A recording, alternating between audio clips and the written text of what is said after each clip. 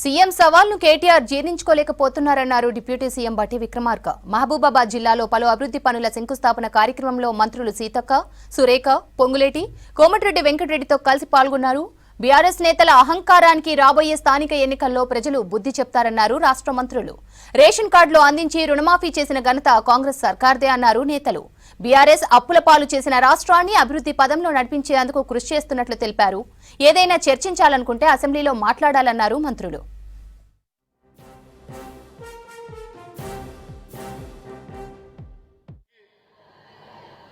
వివిధ ప్రజాప్రతినిధులకి, పాత్రికేయ మిత్రులకి అందరికి కూడా ముందుగా నా హృదయపూర్వకమైనటువంటి నమస్కారాలు తెలియజేస్తా ఉన్నాను. సోదరులారా, ఈ శాసనసభ నియోజకవర్గంలో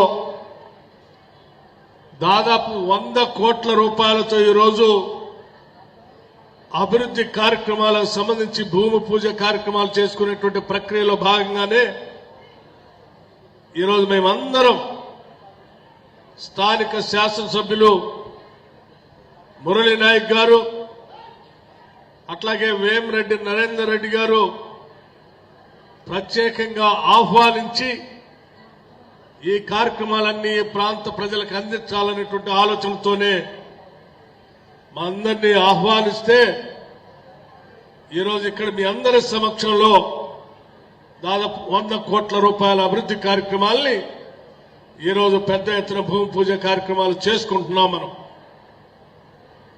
ఈ శాసనసభ నియోజకవర్గానికి సంబంధించి గత 10 సంవత్సరాలు ఆనాటి ప్రభుత్వంలో ఉన్నటువంటి పెద్దలు ఈ ప్రాంత అభివృద్ధి కోసం ఎటువంటి కార్యక్రమాలు చేపట్టలేదు.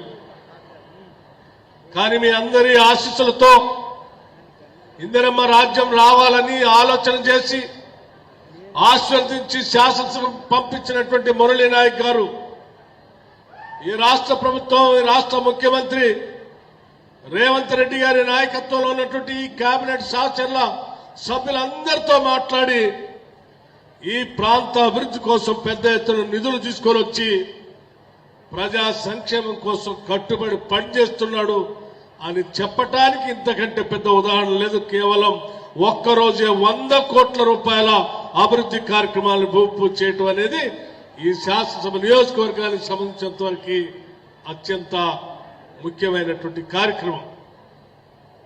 మిత్రులారా, ఈ శాసనసభ నియోజకవర్గం గిరిజన పెద్ద ఎత్తున ఉన్నటువంటి శాసనసభ నియోజకవర్గం.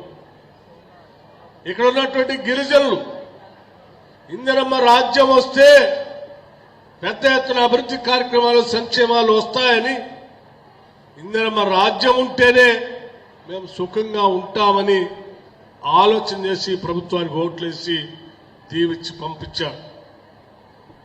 పంపించినటువంటి ప్రభుత్వం ఈరోజు మీ అందరి కలలు నిజం చేయటం కోసం ఇక్కడే వేదిక మీద ఉన్నటువంటి మంత్రివర్గ సహచర సభ్యులందరూ పెద్ద ఎత్తున నిధులు కేటాయించి ప్రాంత అభివృద్ధి కోసం, ఈ రాష్ట్ర అభివృద్ధి కోసం పనిచేస్తా ఉన్నారు.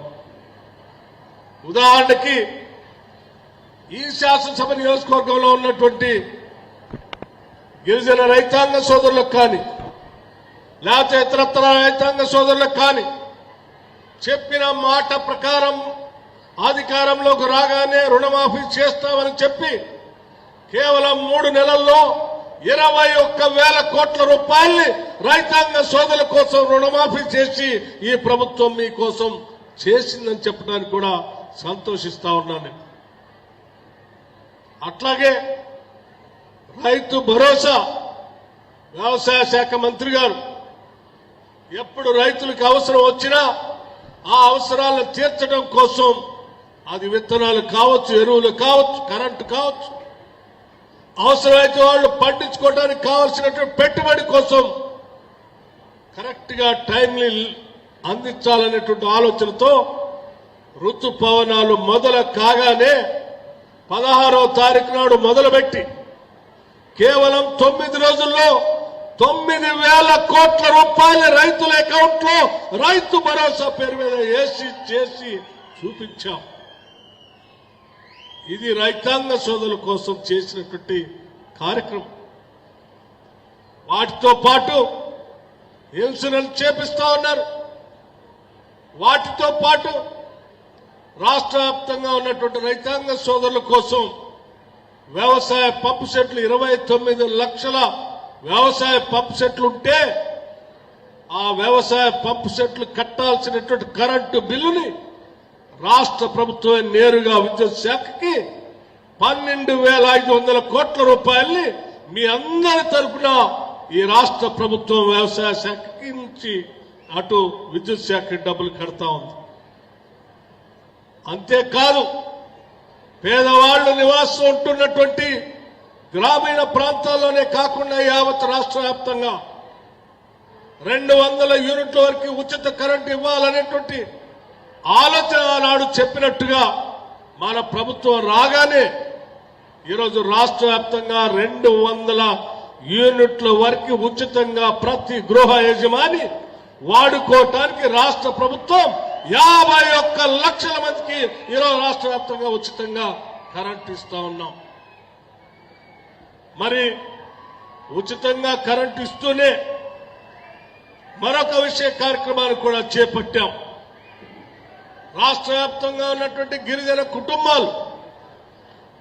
కుటుంబాలకు సంబంధించిన వ్యవసాయ భూములు అట్లాగే ఆనాడు ఇందిరమ్మ కాంగ్రెస్ ఏర్పాటు చేసినటువంటి ఆనాటి కేంద్ర ప్రభుత్వం మన్మోహన్ సింగ్ గారి నాయకత్వంలో సోనియా గాంధీ గారు చట్టాన్ని తీసుకొని వచ్చి భూములన్నింటినీ కూడా పేదలకు పంచితే ఆ పంచిన భూముల్లో వ్యవసాయం చేసుకోవటానికి కావలసిన విధంగా కరెంటు ఇవ్వటానికి అటవీ చట్టాలు అడ్డు వస్తా ఉంటే వాళ్ళు సాగు చేసుకున్నటువంటి భూముల్లో దున్నుకోవటానికి ఇబ్బందికరమైనటువంటి పరిస్థితులు ఉత్పన్నం అవుతా ఉంటే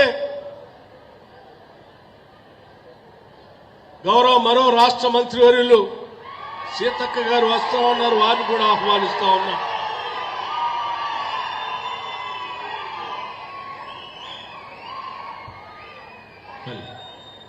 అటవీ హక్కుల ద్వారా పొందినటువంటి భూముల్లో మీరు వ్యవసాయం చేసుకోవటానికి కావలసిన కరెంటుని అందించడానికి ఇందిరా సౌర గిరి జల వికాసమని రాష్ట్ర ముఖ్యమంత్రి రేవంత్ రెడ్డి గారు నల్లమల డిక్లరేషన్ ని మహబూబ్నగర్ జిల్లా ఉమ్మడి జిల్లాలో నల్లమల ప్రాంతంలో అచ్చంపేట శాసనసభ నియోజకవర్గంలో దాదాపు 12,600 కోట్ల రూపాయలతో గిరిజన కుటుంబాల కోసం వ్యవసాయం చేసుకోవడానికి ఇందిరా సౌర గిరి జల వికాసాన్ని ఈరోజు పథకాన్ని ప్రవేశపెట్టి ముందుకు పోతా ఉన్నాం.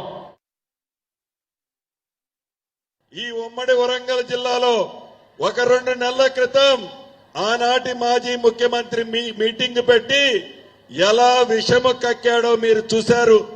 ఈ రోజు కూడా చూస్తున్నారు. పోట్ల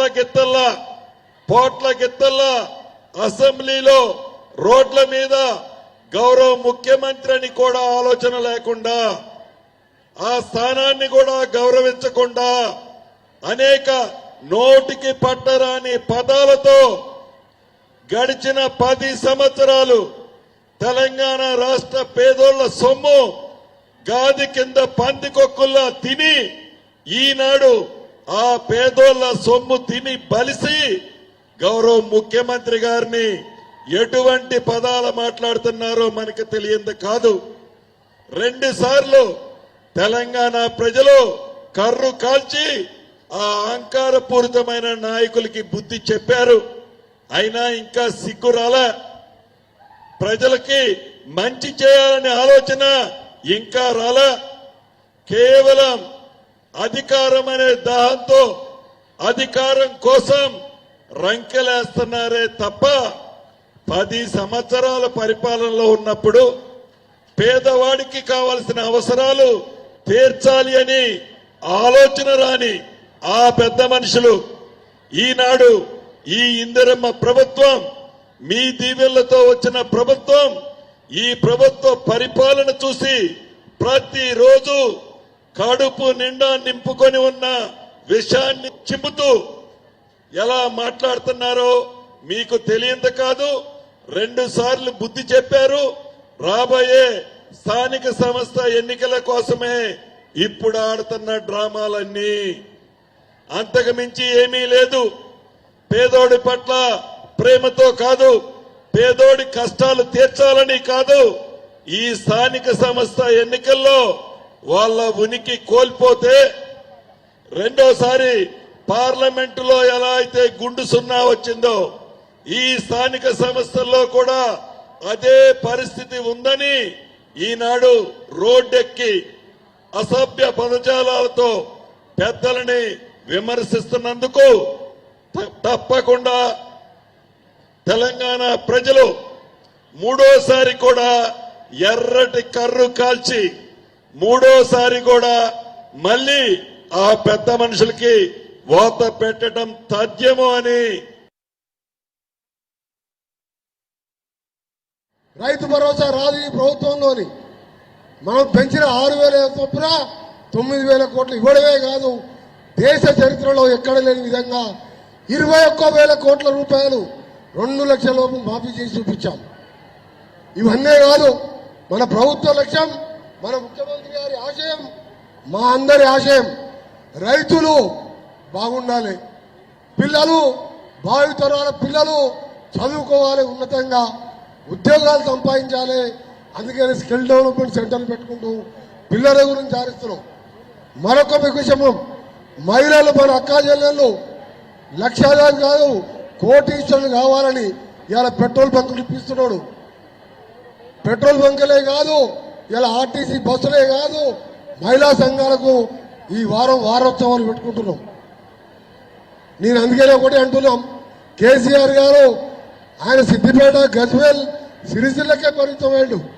పక్కకున్న పోరాటాల జిల్లా మహబూబాబాద్ లాంటి వెనుకబడ్డ జిల్లాలో ఎప్పుడు కూడా ఆలోచించలే. అందుకని ఇవాళ మా ముఖ్యమంత్రి గారి నాయకత్వంలో మంత్రులందరం కట్టుబడి ఉన్నాం. ఇవాళ R&B 5 ఏళ్లలో ఒక గుత్త కూడా పుడవలే. మన ఫైనాన్స్ మినిస్టర్ గారి సహకారంతో ముఖ్యమంత్రి గారి ఆమోదంతో 6,600 కోట్ల రూపాయలు ఇప్పటికే ఇవాళ టెండర్లు కూడా పిలవడం జరిగింది, పనులు కూడా మొదలైనవి.